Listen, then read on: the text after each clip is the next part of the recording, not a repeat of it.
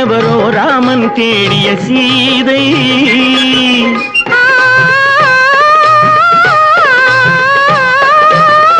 ஆறு குணங்கள் கொண்டவளாம் ஒரு பாவை, அது யாரோ எவரோ ராமன் தேடிய சீதை.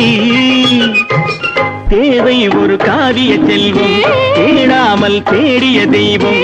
நீயானால் சம்மதம் அம்மா, நெஞ்சம் உன் சந்நிதி அம்மா, எல்லாம் உன்னோடுதானோ.